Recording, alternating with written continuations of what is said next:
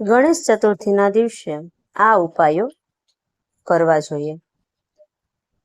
ગણેશ ચતુર્થીના દિવસે અજમાવો આ ચમત્કારી ઉપાય. વિઘ્ન હતા એક જ પળમાં દૂર કરી દેશે તમારી બધી સમસ્યાઓ.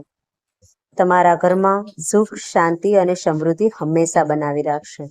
સનાતન ધર્મમાં ગણેશ ઉત્સવનું વિશેષ મહત્વ છે. કેલેન્ડર મુજબ ગણેશ ચતુર્થીનો તહેવાર ભાદ્રપદ મહિનાના શુક્લની ચતુર્થીથી ઉજવવામાં આવે છે. આ તહેવાર દેશભરમાં ધામધૂમથી ઉજવાય છે. ધાર્મિક માન્યતા છે કે ગણેશ ચતુર્થીના તહેવારને ગણપતિ બાપાના જન્મ દિવસ તરીકે પણ ઉજવવામાં આવે છે અને એવું પણ માનવામાં આવે છે કે આ દિવસે વિશેષ ઉપાય કરવાથી જીવનના તમામ અવરોધો દૂર થાય છે અને ભગવાન ગણેશ પ્રસન્ન થાય છે. તો ચાલો જાણીએ ગણેશ ચતુર્થીના શુભ મુહૂર્ત, સ્થાપનાથી લઈને વિસર્જન સુધીની સરળ પૂજા વિધિ અને સોપારીના વિશેષ ઉપાય વિશે.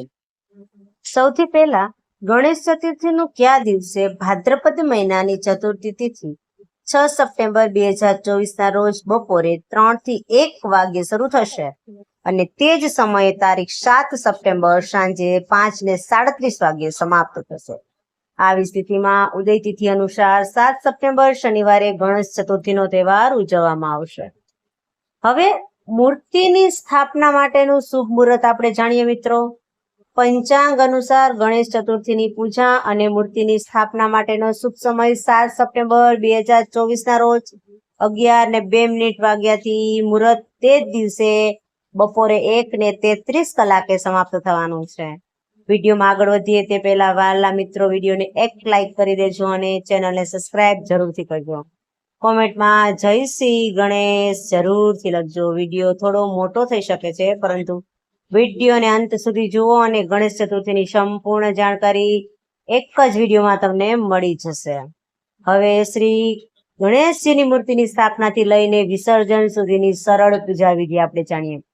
એક થાળીમાં ઘરે પૂજામાં જે પથ્થર કે પિત્તળની ગણેશની મૂર્તિ છે, બજારમાંથી લાવેલ ગણપતિની મૂર્તિ હોય તે મૂકવી અને તેની પૂજા કરવી. પોતાની બંને આંખે જળ સ્પર્શ કરવો.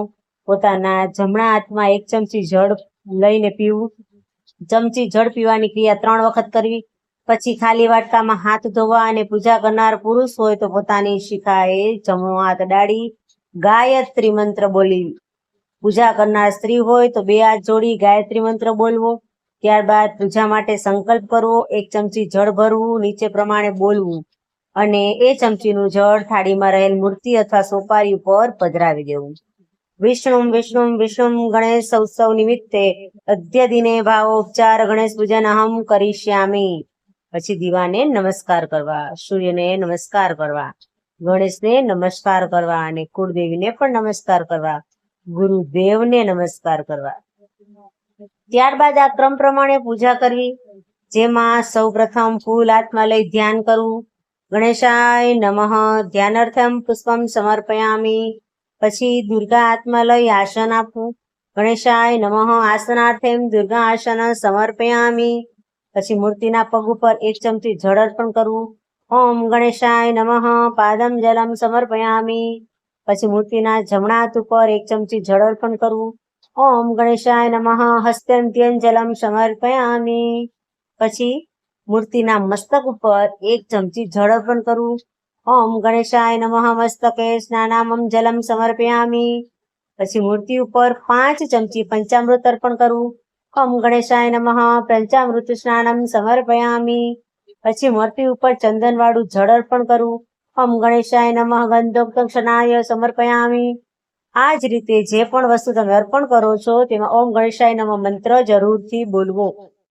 પછી મૂર્તિને ચંદન, કંકુ, ચોખાનું તિલક કરવું. શ્રી ગણેશાય નમઃ ગંધ, અક્ષત, કુમકુમ મૂર્તિના પુષ્પમ અર્પણ કરવા. ત્યારબાદ મૂર્તિને સ્નાન કરાવેલ જે જળ તમે થાળીમાં હોય છે તે આંગળી અડાડી આંગળીને પોતાની આંખે સ્પર્શ કરો અને પછી આખા જે ખાલી વાટકો હોય છે એમાં 1 ચમચી જળ વડે હાથ ધોઈ નાખો અને પછી તાંબાના કળશ હાથમાં લઈ ગણેશ સ્ત્રોત્ર બોલતા બોલતા થાળીમાં કહેલ મૂર્તિ ઉપર જળનો અભિષેક કરો. પછી એક બાજોટ પર નાગરવેલના પાન મૂકો અને તેના ઉપર ગુલાબની પાંખડીઓ પણ મૂકો. મૂર્તિ માટે આસન તૈયાર કરવું અને પછી થાળીમાં રહેલા મૂર્તિને શુદ્ધ જળથી સ્નાન કરાવવું. એ મૂર્તિને બાજોટ ઉપર મૂકવી અને આ રીતે તેનું પૂજન કરવું. કે સ્નાન કરાવેલ મૂર્તિને નાળાચડીનું વસ્ત્ર એટલે કે જનોઈ, ચંદન, કંકુ, સિંદૂર, ચોખા, અબીર, ગુલાલ, ફૂલ, ધ્રુવા, ધ્રુપ એને અર્પણ કરવા અને પછી ચૂરમાના લાડુ અને નૈવેદ્ય અર્પણ કરવા. નાગરવેલના પાન, સોપારી, તજ, લવિંગ, એલચી, મુખવાસ અર્પણ કરવા. દક્ષિણા અર્પણ કરવી, આરતી કરવી, મંત્ર પુષ્પાંજલિ અર્પણ કરવું અને શ્રી ગણેશનો જયકારો બોલાવવો. ત્યારબાદ રોજ ગણેશ સામે યથાશક્તિ મંત્રમાળા કરવી, સ્ત્રોતના પાઠ કરવા. નિગાતે સાથે ભગવાન ગણપતિની પૂજા સાથે જોડાયેલી આ બાબતોનું પણ ખાસ ધ્યાન રાખજો. પહેલું, ગણેશજીની મૂર્તિ પર તુલસી અને શંખથી પાણી ન ચઢાવવું. બીજું, દુર્વા અને મોદક વગર પૂજા અધૂરી છે. ત્રીજું, ગણપતિના પિયર કલો પારિજાત, મલ્લિકા, કારેણ, કમળ, ચંપા, મોગરી એટલે કે ગુલાબ છે. ગણપતિનું પ્રિય પાન સમી, દુર્વા, ધતુરા, કરેણ, કેરા, બેર, મદાર અને બીલીના પાન છે. પૂજામાં કોઈ પણ દિવસે વાદળી કે કાળા રંગના કપડા ન પહેરવા. છઠ્ઠું જોઈએ તો કે ચામડાની વસ્તુઓ બહાર રાખીને જ પૂજા કરવી અને ભગવાનને ક્યારેય એકલા નહીં મૂકવાના. નેક્સ્ટ જોઈએ, સ્થાપના પછી મૂર્તિને ખસેડવી નહીં. એક જગ્યાએ સ્થાપના કર્યા પછી તેને બીજી જગ્યાએ ક્યારેય ફેરવવામાં ન આવે, એની ખાસ કાળજી લેવી. ગુજરાતી વાર્તાઓ. હવે જાણીએ સોપારીના કેટલાક વિશેષ ઉપાયો વિશે.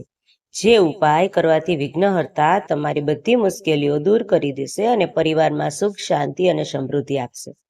સ્નાન કરી ઘરના ટેવાલે સવારે સ્નાન કરી ઘરના આપણું જે દેવાલય હોય એમાં શ્રી ગણેશજી છે એના મૂર્તિની સામે એક પાનના પત્તા પર સિંદૂરમાં ઘી મિક્સ કરીને કુમકુમથી રંગાયેલા ચોખાથી એને સ્વસ્તિક કરવાનું. તેના પર લાલ નાડા છડી એક સોપારી લપેટીને મૂકવાની. આ ગણેશજીનું સ્વરૂપ માનવામાં આવે છે. આ સોપારીની પૂજા સારી રીતે કરવાની તો મંગળ જ મંગળ થશે. બીજું, નોકરીમાં તકલીફ પડતી હોય કે લગ્ન ન થઈ રહ્યા હોય તો ગણેશ ચતુર્થીના દિવસે એક પીળું કપડું લેવાનું, તેમાં એક સોપારી મૂકવાની. હવે ગણેશજી સાથે સોપારી પર કુમકુમ લગાવી ગણપતિનું ધ્યાન ધરવાનું અને પછી ચોખા તેને અર્પણ કરવાના. કપડાને લપેટી અને તિજોરીમાં મૂકી દેવાનું.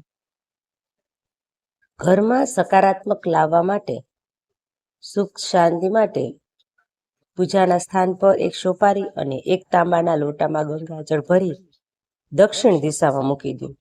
કોઈ ખાસ કાપથી બહાર જઈ તો તેમાં સફળતાની આશા રાખો છો. તો ગણેશજીની મૂર્તિ સામે 2 સોપારી અને 2 ઇલાયચી મૂકવાની. આ ઇલાયચી અને સોપારી તમારા ખિસ્સામાં મૂકવાની. તમારું બધું કામ થઈ જશે. જો ઘરમાં ધનની કમીથી ક્લેશ થતો હોય તો ગણેશ ચતુર્થીના દિવસે ભગવાન ગણેશને એક સોપારી, કેટલાક ચોખાના દાણા, એક શ્રી યંત્ર લાવો. પૂજા પછી 3 વસ્તુઓ તિજોરીમાં મૂકો. ઘરમાં ચોક્કસ લક્ષ્મીજીનો વાસ થશે.